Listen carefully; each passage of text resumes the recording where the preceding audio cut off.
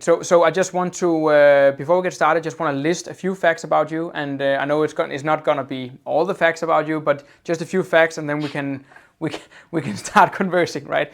So I just want to list that you are a digital project manager who currently reside in Da Nang. You are a freelancer who offers growth hacking and go-to-market services to small business owners, where you bring to the table business management expertise and online marketing know-how. So for my first question, I see here also that prior to your current career, you spent a lot of time trying out different career paths, right? What was the turning point that made you realize at some point that freelancing was the path for you? It's a good question. Yeah, I think freelancing was something I've always wanted to do before, because I've tried when I met Lam actually probably 10 years ago. I was building an online community, and it was called Jump in Vietnam, and we wanted to work online and doing all of that things as freelancers, and then things started to become more like a company. And I think because I was young, I was absorbed by the vision of what people have of me being successful. So I started to embrace that vision. It was not my vision. And I started to build a company. I started to think of building a startup. And only after COVID, I think, when I lost all my businesses, I realized that what really mattered to me was actually my own freedom and my own happiness, regardless of what others have in their mind about me or what they think about me. So that's why, like recently, actually, only recently, I decided to become a freelancer, and I've never been that much happy in my life doing, things on my own, and shifting from one project to another. Right. Okay. So it's mostly the freedom aspect, and it's mostly the ability to also spend time on some of the things in your life that you find uh, worth the most, like your family, for instance. Right. Yeah, So yeah, of course. Yeah, so yeah, the actually the decision of becoming freelancer was accelerated by me becoming a father, right. and like wanting to see my kid to grow up, because I grew up in a family where my father was working a lot, and my mom was at home and she was taking care of us. So that was actually a good life, I was not unhappy. But recently, when I shared with my father that I'm going to be a dad and all of that, like he started to think like, yeah, don't waste, the youth of your children. Spend time to see them growing, because it's only happening once in your life, and you might regret to not see them growing. So that pushed me to actually say, okay, no, I don't want to follow a career path, even if I could. Like, honestly, I was already full-time employee for 2 years and a half before having a kid. And I was in the core team members of my company, that company. And they were keeping asking me, to work more. And I would have done it if I would have no kids, but no, I was like, yeah, I need to step down. This is not what I want to do. And I'm super happy. Like now, for example, with the storm we have in Saigon, the nursery is backing up their plans. They want us to the kid to stay home. Then today I just spent the time with them, with my family, and flexibility. I said, oh, I'm gonna work on my projects tomorrow more. I think that's what is now my new reason for me to be a freelancer. I can relate to what you're saying quite a bit. When I was growing up in the States as a first generation Vietnamese family, my father worked all the time. My mom stayed home, but when she got a job, she would also work. So I didn't see my parents a lot. They were always working. I took a lot of pride in that. I was very proud that they were willing to work. Mm, But in later conversations with my father, when I was older, he did express a lot of regret. yeah. He had wished Mm, that he had spent more time with us, and mm, kind of I was almost apologetic about it. And I said, "Listen, you did what you had to do, and I that's understand it. completely." Mm, But also with our generation, Nico, especially if we have the opportunity, we have the different technologies that make it possible. mm, There's no reason why we should not kind of take a stab at it. Give it a go. I actually was really quite moved when I saw that post that you had put up on Facebook recently with you and your father sitting side by side working, and it looked like he was giving a go also at remote work himself. Can you explain that picture? Yeah, it's a great, I think it's a great moment to be to be trying. Like it has never been so easy to transition in career and to like to embrace something new in your life. If you're not happy in your life today, you can find like what makes you happy, and you can learn about it with YouTube. You can learn about it for free with podcasts like the ones that you are doing, the community that you are building. There are so many people now willing to share what they know, thanks to the internet, thanks to the tools that we have. And my father, who is 60 years old today, actually recently only shift career from being a banker. It's a post office and banker, because in France it's the same company, state company, working like in an office basically, to becoming a QA, so it's quality assurance job. Like he's testing applications online, and he works for a French startup that builds banking apps. And he's super valuable to them because he's been a career as a banker, so he knows everything about credits, about all of that. But from the client's perspective, so he's super useful as a QC QA, yeah.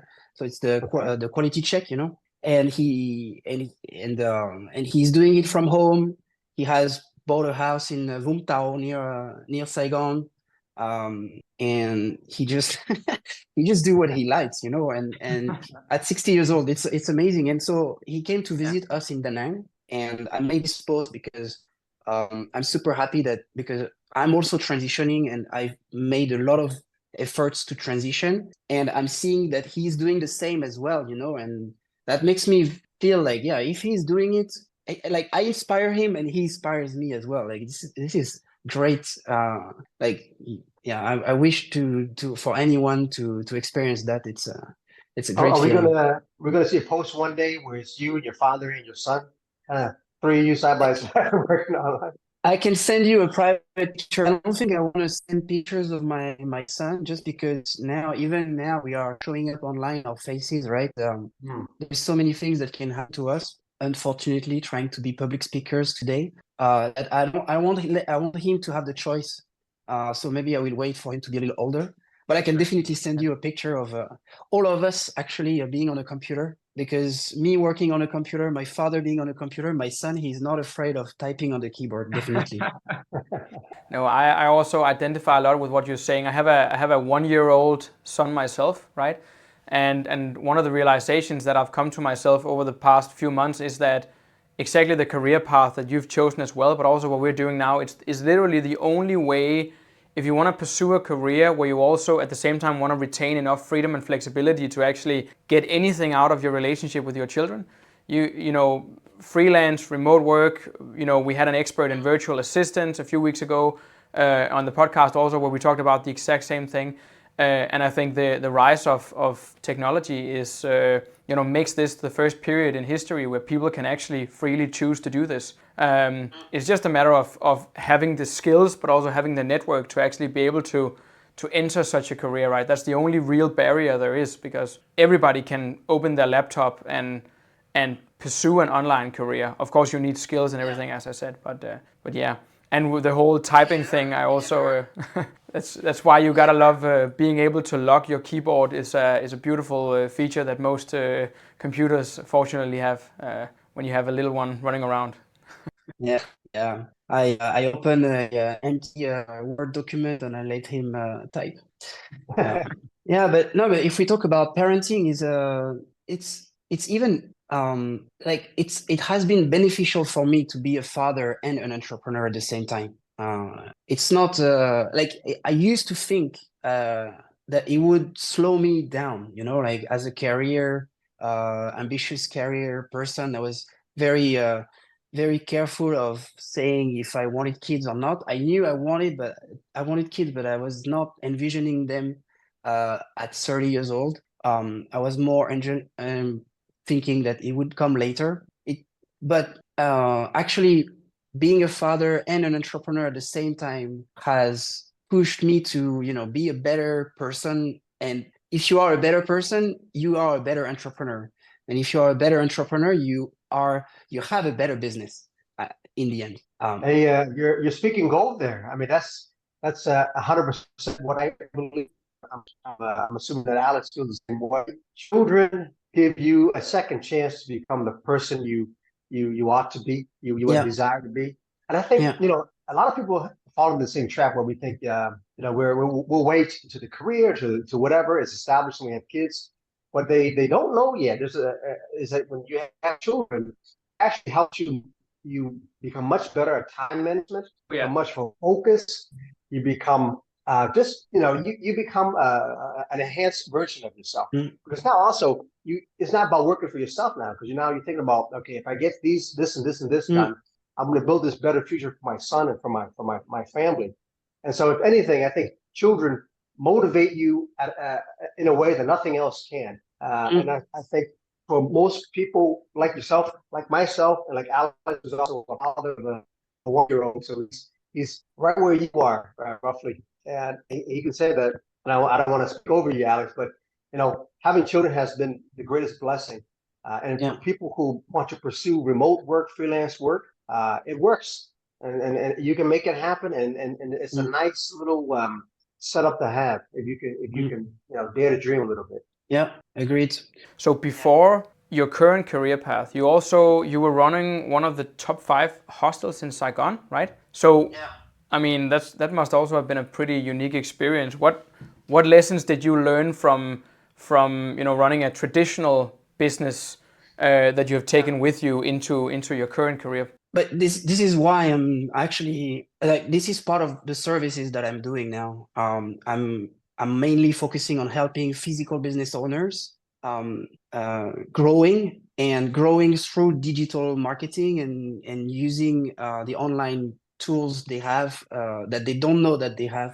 Um, and That's because one of the reasons of this success and the takeaway from that experience was that if you have a physical business today, you need to be visible. And where are you lacking visibility? Usually it's online. And where are people now? They are all on their phone, they are all online, right? So if you have a physical business, you tend to think, okay, there is people who will walk in my store and see me, and that's just what I need. But if you dare, or if you embrace the online tools like websites, like social medias, which is what I'm helping these physical business owners to do, then you can leverage your communication to a broader audience and start to have people that were next to your place that would never come, but because they see you when they are scrolling on their phone or when they are searching for things that they need, and you appear as a person that can help them, then you are winning 10 times what you could have struggled to dream of without all these online tools today. And that's the takeaway. Of course, there is another takeaway.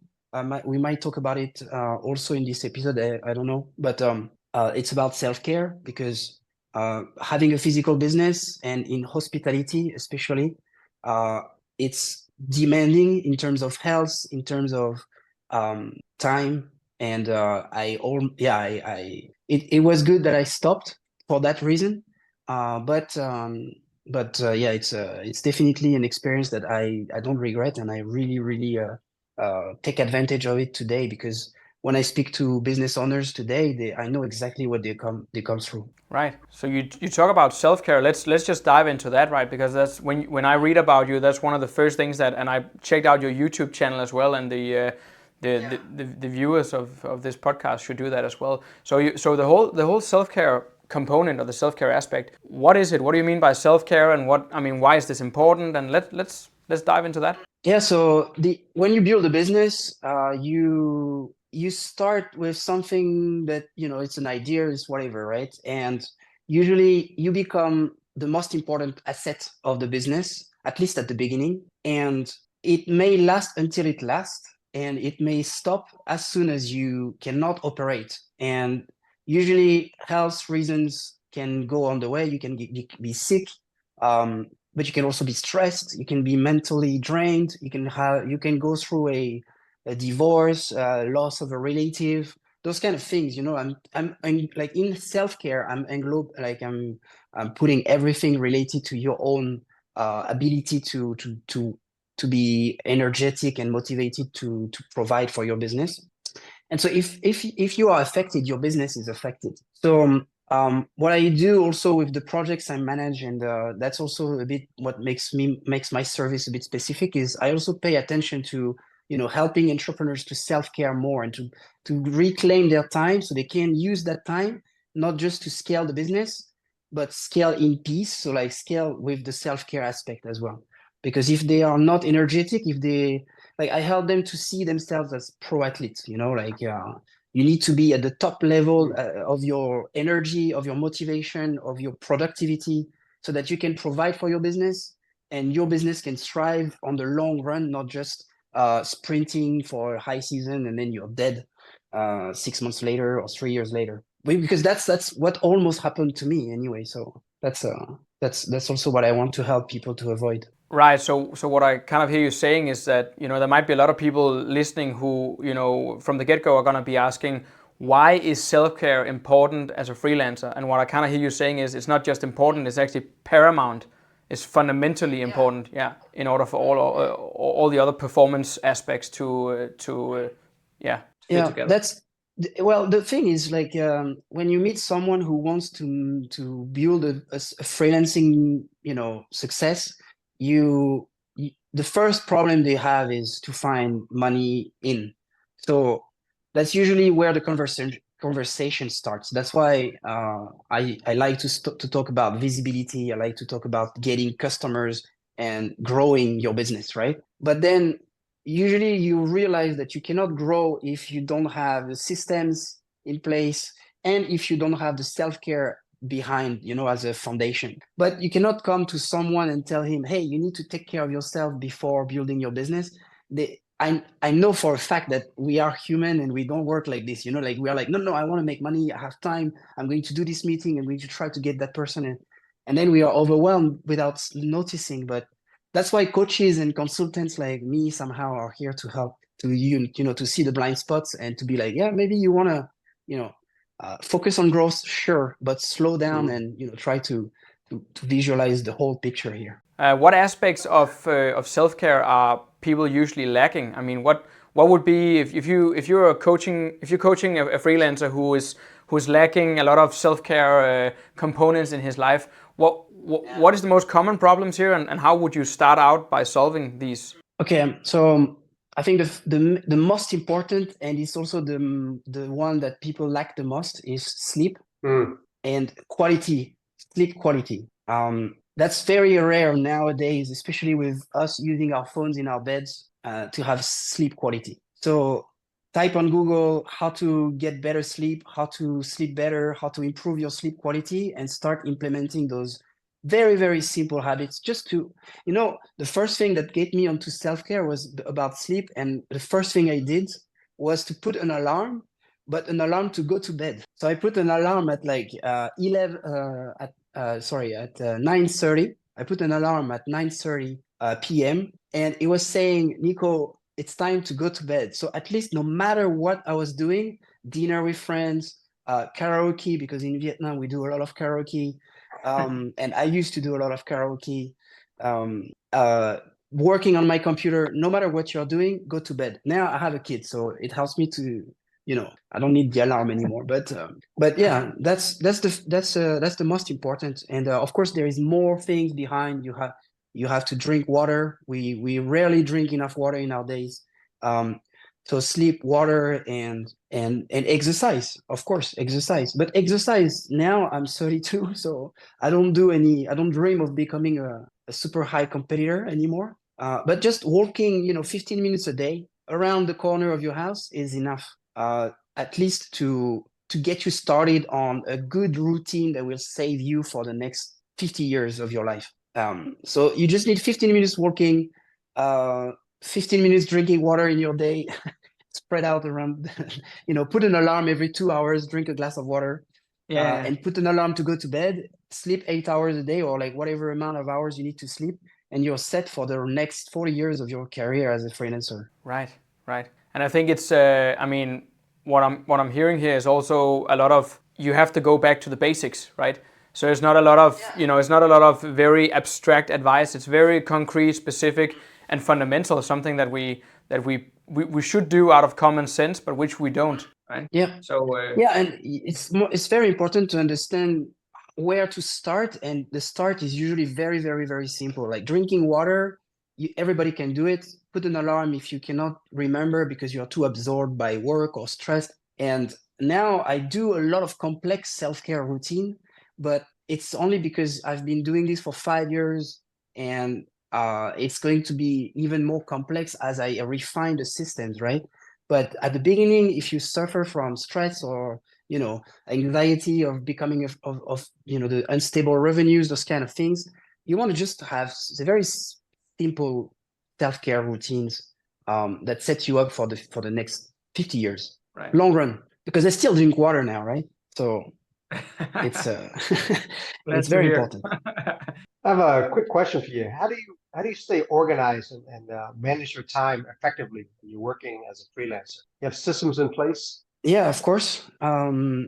So I think this is okay. I'm going to try to limit it to maybe two examples. The first thing is I rarely have to-do lists. I avoid to-do lists because they are overwhelming and it's easy to add up things. So instead, I have to finish lists, and I have a to finish list on a daily basis. And then after, if you manage to do it to finish your things on a daily basis, you can move on to a to finish weekly basis routine and so on, right? So for example, today my to finish list was to prepare and succeed as this podcast interview. I had another freelance gig on Notion, and I had to take care of my kid. That was my 2 or 3 to finish list. And after this call, I can say that I've successfully finished my day, and I can be happy about it. And that's very important as a freelancer.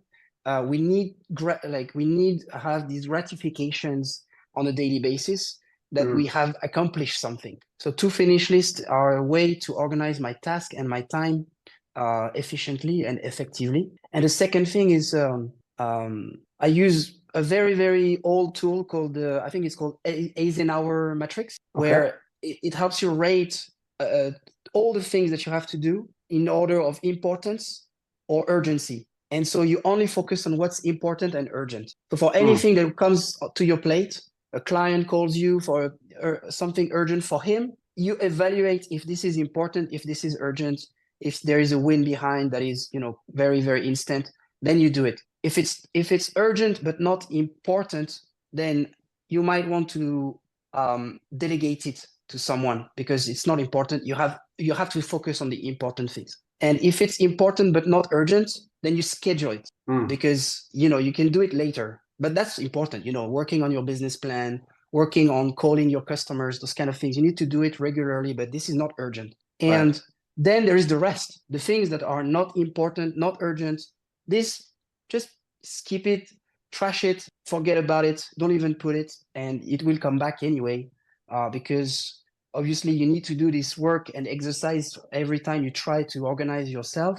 It's, I guess, at the beginning of the day or at night before, when you prepare the next day, you want to know what is urgent, important, and only do this, and the rest you do, as I said.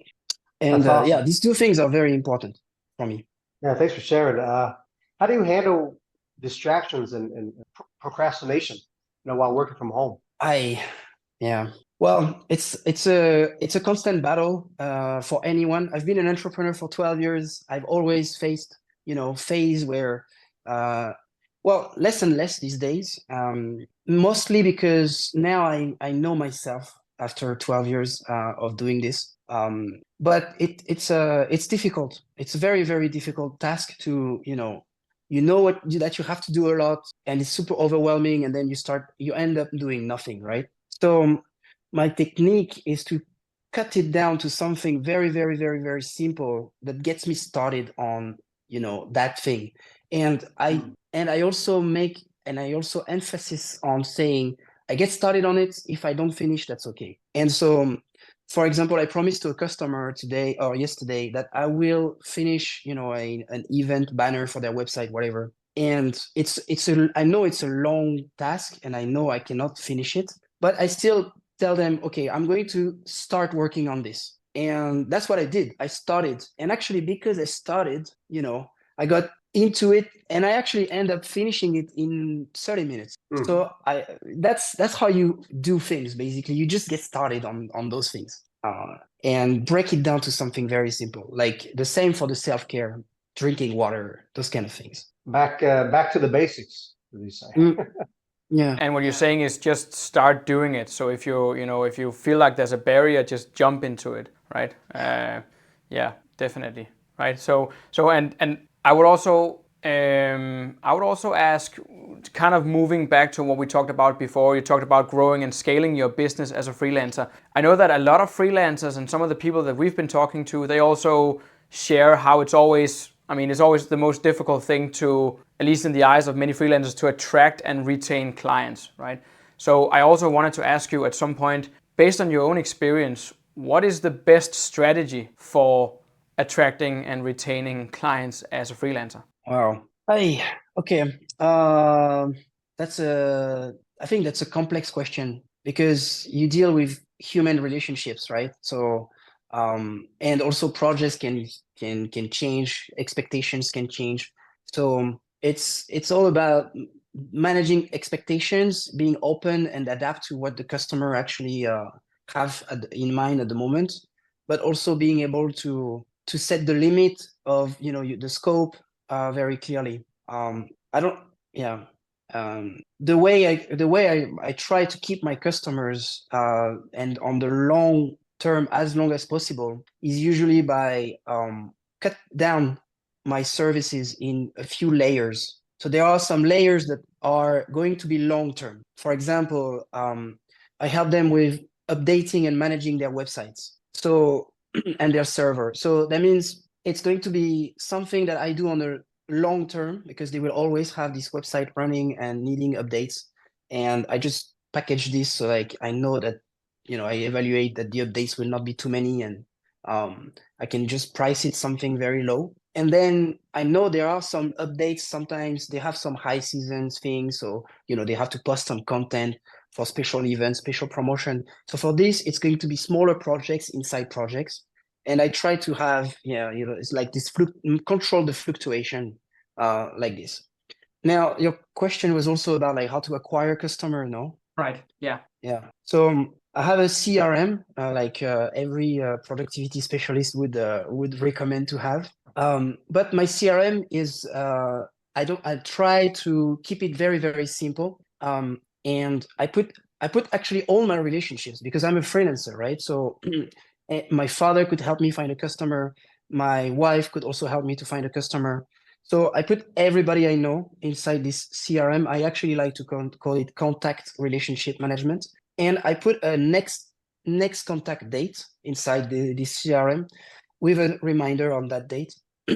So, for example, I have this person I meet in a networking event. I will add this person to the CRM. I don't care about the business card or anything like that. I put all the information I have on it, all the feelings, that happened during that conversation. I put it there. If I have some discussions, I put the link, or I put the screenshots, just to remember and keep track of things, right? And then I put a next contact date. So that means I will try to see, okay, this person, how can I, when is the best moment to recontact this person? And based on the discussion we had, there is a next connection. And on the next connection, the only expectation I have is to just tell them what I'm doing, give them an update, and ask them about their updates. And by doing this, and maybe now, because I have you in my CRM, you will experience this in the next time I contact you. By doing this, we update each other, and we share opportunities, we share things that we are doing. It helps us to build stronger connections. And if the person doesn't reply, but I just go on and put a next contact date for in a year, and so on. And I have a few people like this in my CRM, and that's how I find customers. It's it's very manual for now. I might automate it with emailing and all of that. But as a freelancer and as a father and someone who build projects on the long run, for now, it's suitable with me. But obviously, if you want to scale, you might need to use, proper scaling tools, so like emails and all of that. Right. Well, actually, just for self-promotion for you, you might actually use a virtual assistant who helps you to reach out to people, and because they have the whole history of your conversations, they can actually be very good at building connections for you, and it can be a great job actually to do on as a remote gig. You have experience using virtual assistants yourself? Not yet. Any plans to in the near future? Yeah, of course. That's why I'm in the group as well. I'm looking around. I'm trying to see in Vietnam, especially, what people are good at doing and what they are willing to do, and trying to build connections. Especially in Da Nang here, there is a community of digital nomads, and there is a lot of I meet a lot of virtual assistants in cafes. I mean, a lot. And I know that these people, they are virtual assistants because I asked them, and it's things that I might use in the future for sure. But now I need to, I've just started 6 months ago, so I will need a bit of time. Awesome, thank you. Yeah, so I'm out floating in a way, but what I'm trying to build now is online courses, and I'm trying to scale it down to some small products that I can sell, and building a community as well. So all the money I make, unfortunately, now goes down and back to this, and I haven't seen opportunities yet to have the ability to hire someone yet. But it's we are talking about this today. I mean, tomorrow maybe I change my mind again, and I'm realizing I'm overwhelmed and I do it. But that's not the case yet. So I will maybe, if it's okay, jump a bit onto your or to talk about your YouTube channel, because your YouTube channel is called Scale in Peace, right? Yeah. And I think we already talked a bit about that already. But what you do is, I've been stalking your YouTube channel a bit. What you're doing is you're combining growth hacking with self-care, right? And can you elaborate on the whole idea of Scale in Peace? Why that name? What does it mean to scale in peace? Well, so usually, okay. So Scale in Peace is right now it's one advice a day. I'm trying to keep it down to one advice a day for small business owners who want to get fully booked and avoid going through the hassle I've been going through with my hostel. We talked about it, like it was in the top of Ho Chi Minh City at some point, and for a few years.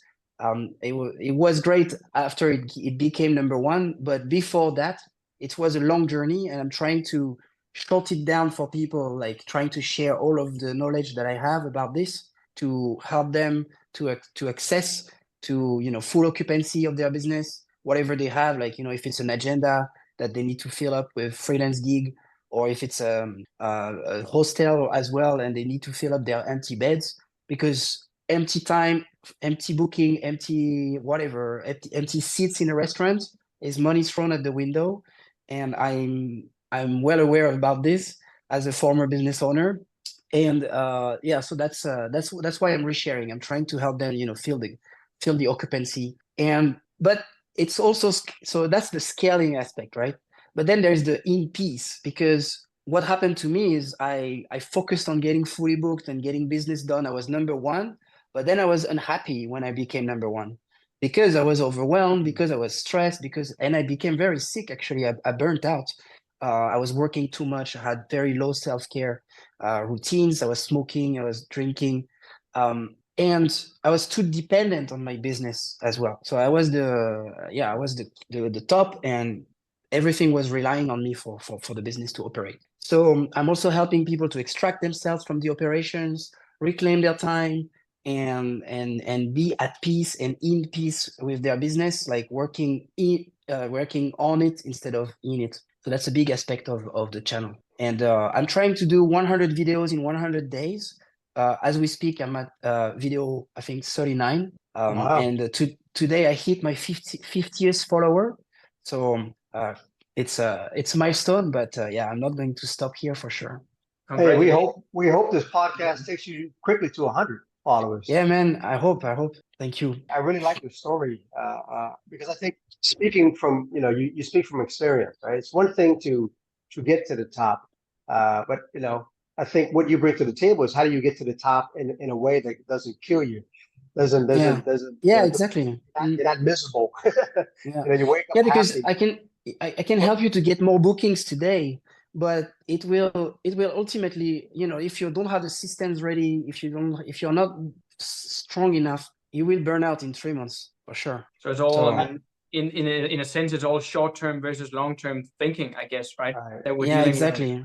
And I mean, anyone can reach any, or probably not anyone, but let's just, if we exaggerate a little bit, most people can reach most levels if they're willing to destroy everything in their lives, if they're willing to compromise their healthy, ruin their family, family, everything. sacrifice their freedom, right? And would you say that the self-care aspect, would you say that that's the most common misconception in terms of growth and growth hacking out there? I mean, a lot of the people you've been working with, they probably come to you with quite a few misconceptions about growth, right? What would be the most common misconceptions, and how does self-care fit into this? Yeah, there's this misconception of self-care. It always comes third after finding more customers is the number one problem.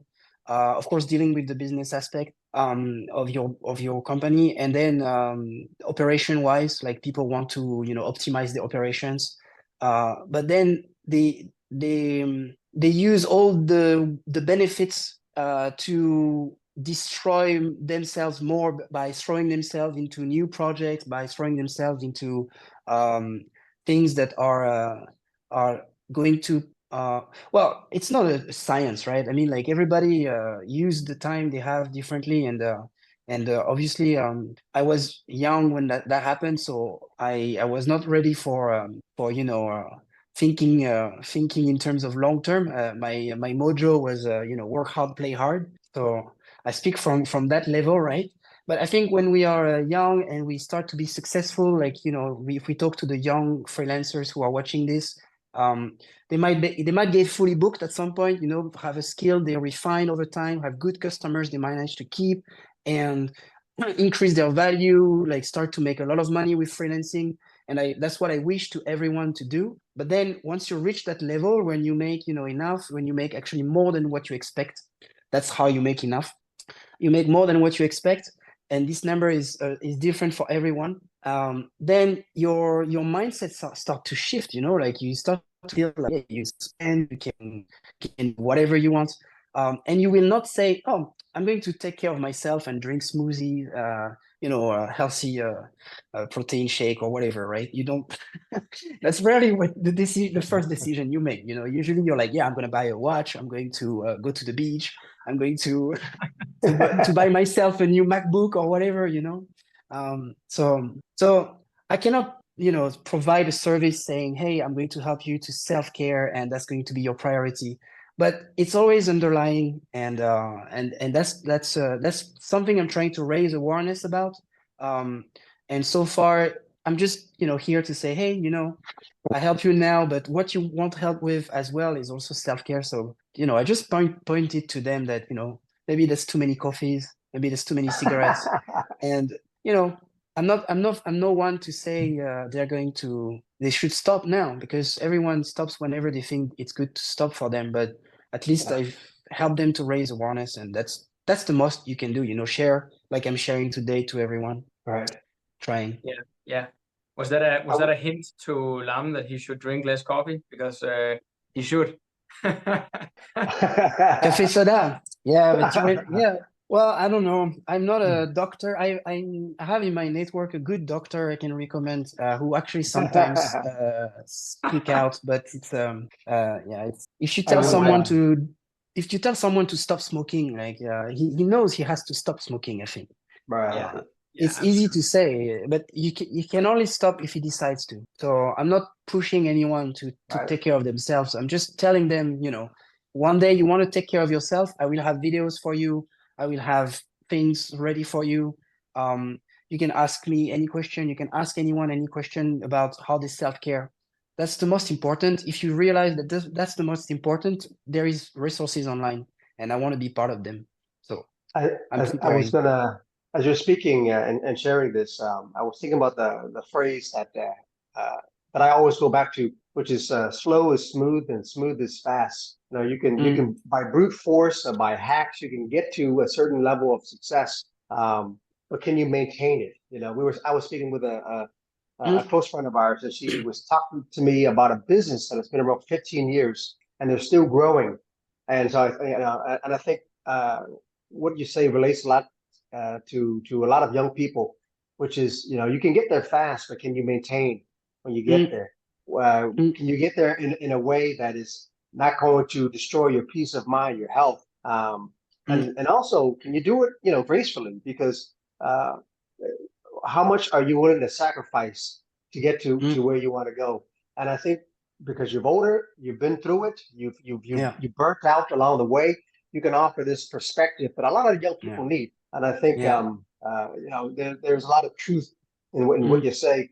I have burnt out in a prior career, and I'm telling you, it sucks. It takes you quite a long time to recover from that. Thank you for saying it, Lam, because you know, my like the people that I've admired in my life, for example, my father, they were hiding their emotions, they were hiding their whatever happened to them, right? And I only know now that my father almost suicide or burnt out a lot of time in his career, and I've never imagined this before, you know.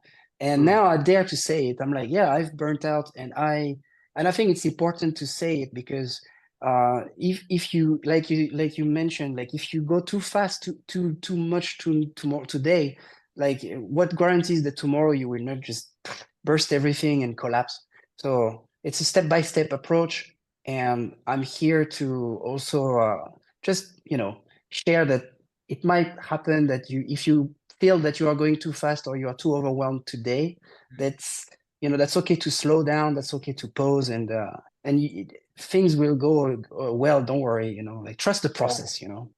Trust the process. I think a lot of, I mean, many young people, and I don't know what the statistics show in Vietnam, but many young people in the West, at least these days, are getting anxiety, depression, and statistically speaking, they're getting it much earlier than prior generations. And obviously, one reason is that prior generations, they weren't even looking for this, right? But it's probably not the entire answer.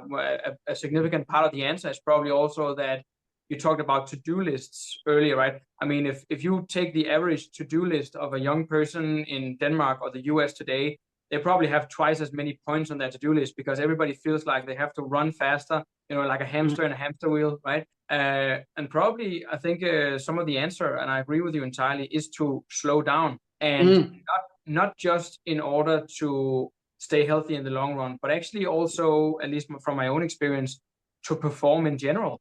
Because the fact is also, the truth is, if you don't have your home base in order, then you're not thinking as clearly, right? Even on a short-term basis, if you're stressed, if you're you know, on the brink of burning out, you cannot run a business as efficiently or run you know, go through your education as efficiently or take care of your job as efficiently as if everything in your as if anything in your home base were in order, right? So I think maybe a part of the answer is also to convince people that it's not just job versus pleasure. It's also a matter of actually, you know, it's in your self-interest to take care of yourself. You know, you get more healthy, but you also perform better if you do this. Yeah, but we are like the psychology of human being is aligned with short-term rewards. So short-term reward will be, you know, this vision of success that we have, you know, being able to afford this expensive car, watch, and show off, and maybe buy this house that we dream of. But the long-term reward is actually to be, you know, happy, to find longevity, to be at peace with ourselves. And when you raise awareness about self-care, you're also here to say, you know, if you want to, if you question what's the long-term goal, you know, It's not going to be things that you can afford now. It's going to be things that you can still do and have the pleasure to do in the long run. And to do this, you need self-care. What would Nico, 32 now, tell Nico at 22? Yeah, I would probably, it's funny because I asked myself this question like I think a month ago. Well, I would tell him that he is going to be someone great anyway, no matter what path he chooses, and he has everything he needs. He doesn't need to, be someone else than he is already. And a lot of young people who are 22 try to be someone else, like I was before. I've always not questioned the right questions. I've always tried to answer things that were not the right questions. So don't try to find the answer. That's what I would say. Try to find the right questions. Try to slow down, and everything is going to be all right. Trust the process, and do like you are doing already. You are doing your best. That's the only thing you can do. And yeah, it's going to happen anyway. Awesome. Thank you for sharing. In terms of making life as a freelancer or as an entrepreneur work alongside family life, right? To be a dadpreneur or a mompreneur, what would be your greatest advice to people who want to make this work as well? The greatest advice for somebody who wants work life and family life to be balanced optimally. Yeah, that's yeah. So just for context, I'm married for 3 years, 4 years, and I am with my wife for 10 years. We actually just recently passed the 10-year relationship anniversary. And thank you. And my son is 2 years old. So I'm a young father. I'm not experienced as someone who would have two kids with almost 10 years old each. But what I can say is I had this misconception that it would slow me down. It would use my time unwisely. It would make me less able to do my work. But actually, now I'm feeling like every time I spend with my kids, every time I spend with my family, as a learning about them, about myself, I create stronger relationship with my wife. I create a strong relationship with my kids. And at the end, it's an easy way to be very happy. More happy than finishing a client's project, more happy than making a lot of money, more happy than buying a new laptop or whatever. When you see your kid changing and you are here to testify the way they change, like now he is able to open the door to enter our room, and that was not happening before. And last Saturday he just entered our bed, and I was like, wow, that's where we are now. He was not walking a few months ago. He was not speaking, and now he's calling me. He's saying hi in French. That's really great moments. And then I go to work after that moment. I can only say that I'm going to work with a very big smile on my face. That's the best mood to be in at my desk. And that's the better reason to be working hard for. Right. So it pushes you to be I just want to say last thing. Sorry, I'm talking a lot maybe, but there's one last thing about parenting is just today actually I started to be very angry at something very, very stupid, and my wife looked at me and my son looked at me, and when my wife looked at me when I'm angry like that, it was just me screaming a little bit. It's not a big fight or whatever, but when she sees me screaming like this, she's of course like frustrated, scared or whatever. But then when I see my son looking at me, and then I'm like, yeah, he's seeing this, and that's not right. I don't want to show him an image of me being like this. So it pushes me to be a better person. And on the reverse as well, when you do something great, when you help cleaning, when you help doing things, when you work hard, and he sees this as well, you inspire him. So you want to do better things, and you want to avoid doing bad things, and you want to improve every day. With a kid, it helps you to directly have the feedback of someone like you who, wow, because he's absorbing things and he's screaming the same way I scream. I'm like, wow, no, I don't want this to happen. I don't want him to be to be nervous like I am. I want him to be quiet and peaceful like my wife, and have the tenacity that I have. But it has to be great qualities, not the bad things. So you try Sure. to change for the best when you are a parent, and that helps you for entrepreneurship and for your work. 100%. Nice. So the lesson for all freelancers is have a kid. Well, Noted. Noted. it's to not be to not hesitate. But Vietnamese people, they are not blocked to have a kid. I think it's going to be an advice more for worldwide freelancers, because now even in France now we have a problem of natality. But in Vietnam they don't have. They start to stay some, like it reduces, but Vietnamese are really eager to have kids. I think they like to be surrounded by noise and people, and I hope it will remain like this. Even though foreigners complain about it, it's not their country. Vietnam is like that, and it's a good thing, I think. Speaking of life as a freelancer, so based on your experience, what have been some of the biggest challenges you've faced as a freelancer in Vietnam, and how have you overcome them? If you can name just a few of the biggest challenges. Well, I'm still a foreigner here, so even if I'm married, my biggest challenge is mainly to find a way to value myself, not by the hour, but for the work I can provide. Because usually when people think, okay, I'm going to hire a freelancer, then how much is your hourly rate? And me, I work on results. So I'm like, how much your results worth to you if I achieve it in X amount of time? And then suddenly the conversation shifts into how much they can pay. While it was not always the case. I mean, like I had to learn about this like recently, actually. But yeah, before I was like trying to figure out how much it's going to cost me, how much I'm going to spend, and then price it, and looking around, how much is it worth? Now I just turn it like that. And actually, maybe that's the answer to your question previously about how to sell a project. But that's how I overcome the challenges here of being a freelancer in Vietnam. It's to really focus on the value and focus on the results that you can bring. Okay, so that's an interesting advice also. So what you're telling people when you sit down at the negotiation table, don't tell your client how much you want. Ask them how much would my results or the results that I'm providing you, how much are they worth for you? Is that what you're saying?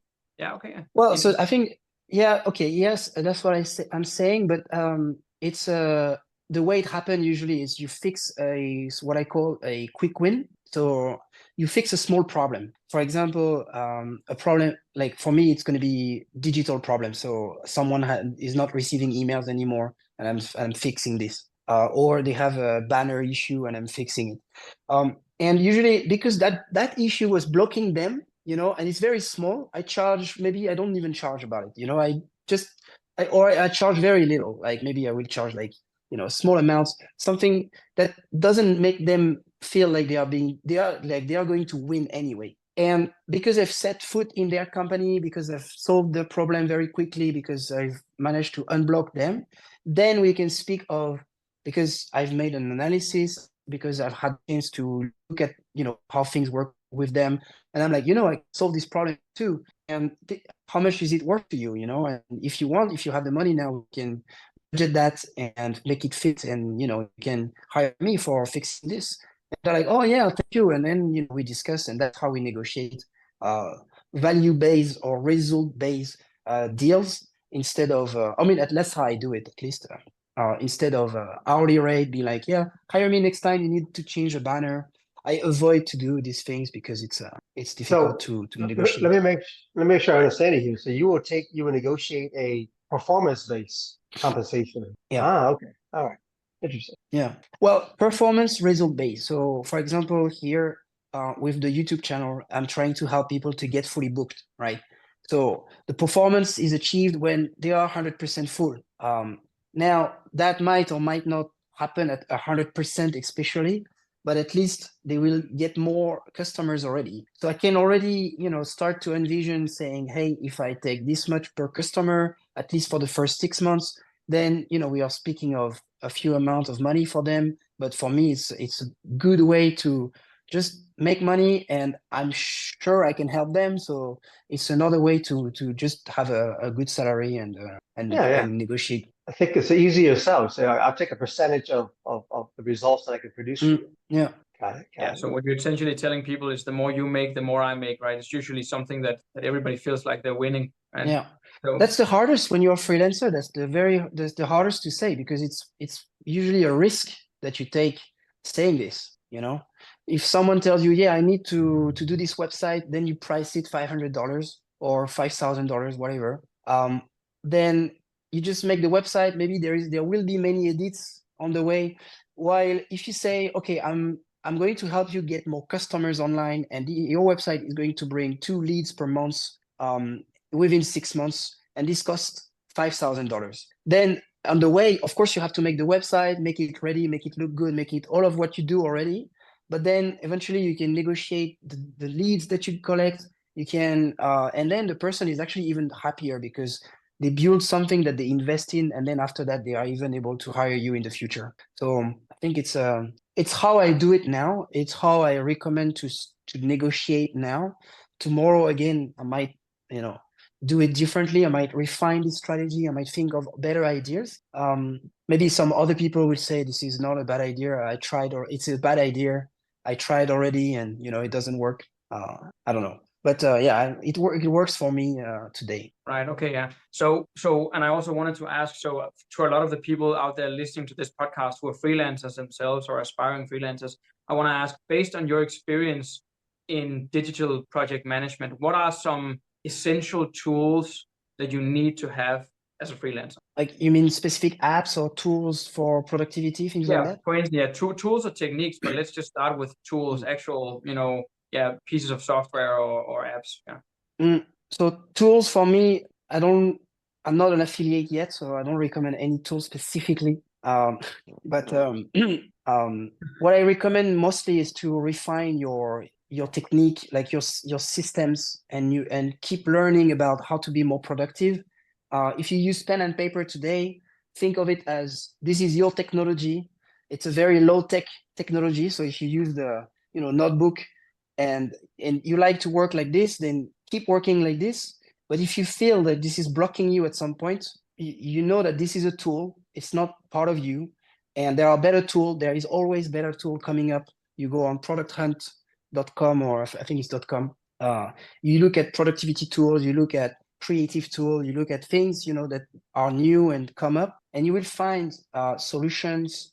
You will be able to find people who give you free demos of their products, and that's how you actually become more productive. That's by first learning about what's available out there. Now, in terms of proper system, proper things to use, the most important for me is to have a note-taking app, and that note-taking app to be quickly transformed into the to-finish list I was talking about.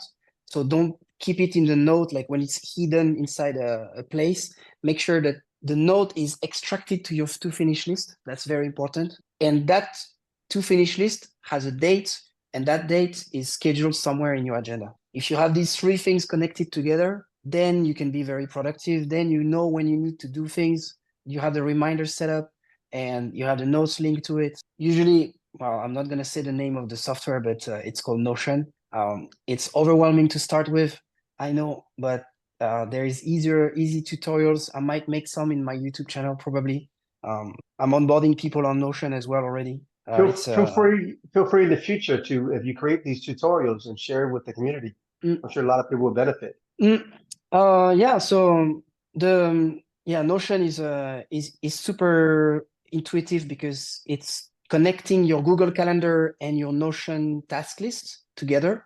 So you can create a task list, which is also linked to your note list. So you can take notes, transform it into a task list, and those tasks, they appear on your calendar. And this way you never miss any deadline, you never miss any meeting, you never miss a chance to be unproductive. It pushes you to your limits. So yeah, as a freelancer, I think you need effectiveness, and Notion can really help you. And I'm sure, I mean, like, I've talked to a few freelancers in your group.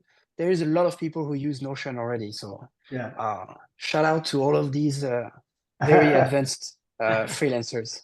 Yeah, and I want to say, for the sake of saying it, we're not sponsored by Notion. Yeah.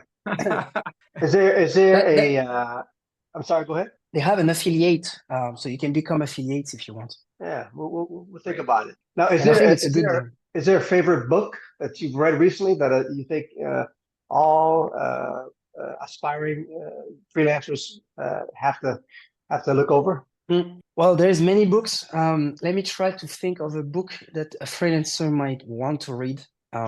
Okay, I think there is one book that I can recommend that is, okay, there's this book. It's not probably the best book in my entire life and on my bookshelf behind me, but it's so easy to read because I think it's very, very small. And it's on task management, which I think if you look at the freelancer's schedule, time is the most valuable resource, but also the rarest and the ones that goes missing very, very quickly. So if you manage your time and if you want better ways to manage your time, there is a book called Eat That Frog. I forgot the author, but we can link it. I know that. You know this book, yeah? And this book has changed my way to see my tasks. And it's linked to the Eisenhower matrix that I'm sharing also in this episode, where you classify your tasks basically. But this one is very interesting because it forces you to eat your frog every morning with your coffee, with your tea, with whatever you drink. And your frog is basically probably the most unsatisfying, it's the tasteless task on your to-do list, but it's going to be the one that's going to change your day and make you make a lot of progress for today. So think of your task as a frog and which one is the worst to eat and eat it first. And the book is, I think the book is like 100 pages. So it's very, very small. You can read as an ebook. You don't have to buy it. And I think it's translated to Vietnamese as well. So Vietnamese can read it and find it in any bookstore. It's Brian Tracy, just for Brian Tracy, amazing guy. And I think he's national bestseller. So great book. Yeah, he's bestseller author. Yeah. Eat the Frog reminds me of one thing I think about every day is what one activity do I need to do today that will move the needle the most? There's 1,000 things you can do. You can get busy being busy, but what's that one thing? If you focus your energy, it's going to move your business further along, have the most impact on your productivity. That's how I look at it. Yeah, because we all have our computers, like we just open it and then we have all these windows already open. It's the same for the phone. You have all these apps in front of you. So if you don't ask yourself first, or if you don't think of this when you open your laptop, then you will open it and you will have the things that you left open yesterday, start continuing working on these while this is not important, maybe, or at least it's not the most important to do today. And if you look back again at your task list and ask yourself, what is my frog? You can put in Notion, I'm not gonna talk again about Notion after that, but in Notion you can put icons. You can use, well, let's just keep Notion, but if you use your computer, you can use emojis now, right? On any document. So you can use the emoji frog and put it in front of the frog task and do that task first with your coffee. So it's a good advice, I think. Oh, that's a good advice, yeah. Put an actual frog in front of that point. Yeah, emoji frog. So I think I have one last practical question, and then we'll see where we go from there. But one question that I've been meaning to ask you is also based on your wide experience with other career paths before becoming a freelancer. Do you have a piece of advice for anybody out there right now who's finding themselves in a career path, feeling stuck, unsure whether to become freelancers themselves? Yeah, of course. I've changed, I think, 500 times. The thing is, usually when you want to change, you don't. That's an advice from my father, actually. He said when I was not happy at my job previously, he said that's because you don't want to quit it bad enough. And we are usually in this situation where we are not tolerating something, but it's not up to a point where it's intolerable and we want to quit. And now I don't live a life that is okay. I try to live a life that is fulfilling, right? That's the goal. So if that's the goal, then anything that goes that is not fulfilling me, anything that is not fulfilling me, I just get rid of it. And that's how I shift so many times, because things change, we change, what makes us happy change, and we are always seeking for something best for us. And sometimes we don't dare to give up on the things that make us unhappy or make us okay happy. So now there's no more unhappy or okay happy. There is only the what makes me really happy. And contributing to your community, freelancing, being a father, those things make me really happy today. That's one piece of advice for people who wants to change. You can use the technique of and this time I remember the author is called Derek Sivers, and he has made a 10-line article called Hell Yes or No. I made a video on that topic. Basically, if you are about to make a huge decision about your career, about your life, think in terms of what if it's making you super enthusiastic about it, then that's probably a hell yeah. Hell yeah, you know? So just go for it. Just do it. If it's a meh, no, you know, just postpone it, put it back for later, and keep focusing on the hell yeah moments in your life. And that's the only way. And you will figure out how to learn things. You will figure out the skills because you are on a hell yeah momentum. You know, if you are super enthusiastic to learn, then you will go talk to people about things that you are learning now, and they might even hire you just because they are seeing someone super enthusiastic about solving their problem, even though he knows nothing about it. I prefer to hire someone today that is super eager to help me because that's what they want to do, rather than, you know, someone who is super skilled at it, but he's going to be doing it because it's his task and he's not happy about it. I prefer, that we all have this, right? In our teams, in our career, we prefer to work with people who are happy to do what they do instead of those who do it because it's their routine and we see that they are not aligned. All right. So for somebody who, let's say somebody who thinks about freelancing and they can just feel like, hell yeah, that's what I should do. And they want to jump into freelancing, but they want to avoid maybe making the worst mistakes from the get-go. So can you tell us maybe when you moved into freelancing, you know, what was the worst mistake you made in the beginning, and so that people might avoid doing that? There's no way to know if you're going to make a mistake or not. The only way to know is to try. And if you don't try, you will not fail. If you don't fail, you will not learn. And if you don't try, you might not succeed, right? So you have to try. You have to try. If that's really something that makes you, if you think that is good for you, then just try it. You know, you cannot talk to yourself in 10 years. Like you asked me what Nico 32 tells to Nico 22. Then if Nico 22 didn't try to do the things he tried, then that's what Nico 32 would say. He would say, hey, you never tried this and now you regret it. So try it. And you can only say, I've tried my best, I failed. You know, and that's an advice actually from Loan, who also was interviewed by you, who gave me this advice when I was jumping into freelancing. She was like, find a way to make it sustainable for you. Find a way to, like, you know, to break your own limiting belief, because you are your own limits. And if you don't try to, if you limit yourself, you will not do it. If you don't do it, you will regret it. So just keep rolling the dice and see what happens. And you give yourself 3 months. She said like this. She said, give yourself how many months? Okay, tell your wife, you know, tell your parents, tell whoever has expectations about you, tell them how many months is acceptable for me to try. And if they tell you, yeah, maybe we can hold on to, you know, you trying for 6 months. Okay, take the 6 months and go. Try 6 months freelancing. See if you like it and still like it after 6 months. See if you can make a living after 6 months.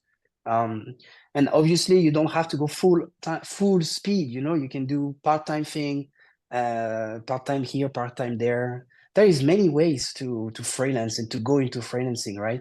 There's not only one recipe. Great. And I think a lot of people, you know, who are getting, you know, kind of interested and on the borderline, you know, should I get into this freelance world? I think you provide a lot of, as you say in America, food for thought. Even for myself, this whole idea of, your the name of your YouTube channel being Scale in Peace, but also, build a career in peace. Become a freelancer in peace. It's the idea of doing it in a way that's sustainable, doing it in a way that you can enjoy the journey. There's no reason, and I said there's absolutely no reason to suffer, unnecessary suffering. Yeah. Especially if there are people who have gone ahead who can kind of again part of we covered this in the last conversation with Lon when we did the podcast. The benefit of a community is going to be people that are a few steps ahead of you in terms of experience, in terms of time. If they can reach back and say, hey, this is the challenges, these are the challenges that I encountered. These are the steps I took to alleviate them. You're going to experience the same challenges and headaches and roadblocks, but it's okay. Here are specific ways to make your journey a lot less. I think. By the way, struggle is good. I think I wish upon everybody some struggle, honestly, because it's only through struggle that we build grit, we build resilience, all traits that we need in life, in business, and whatever it is. But at the same time, if you can balance that out by just listening to some wisdom to people who are a little further along, it will at least cut your time down, one, and it also make the journey a lot less dependent on chance and more on timely wisdom and advice. And so I think Nico was a fantastic job. You've done a fantastic job in sharing some of that insight. And I can't stress enough how young people who are looking to whether it be a career change or get into freelancing, to sometimes just keep an open mind. There are people who have broken their back along the way, and they're trying to show you how not to break your own back. So I don't think I have any other questions. I really appreciate you taking the time today, Nico. Thank you. Do you know why? Thank you guys. Honestly, the questions were very insightful, even for me as someone who is on a journey to create content as well.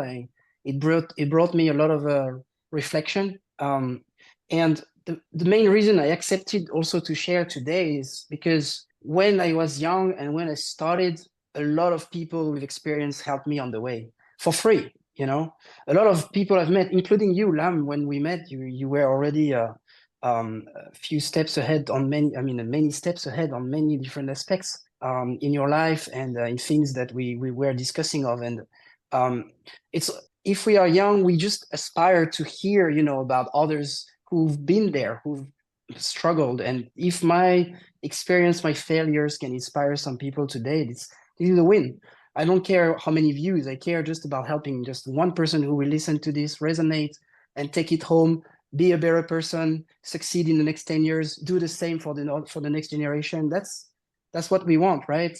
In Vietnam, there is this chain of kindness. When you pay the bill to the whole table and you don't care about them paying back to you, and we don't care about sharing bills, Then what you do when someone pays the bill to you in Vietnam is the next table that you invite, the next table that you eat, you want to be the one who invites. And that's, an endless kindness cycle of eating good food, actually. But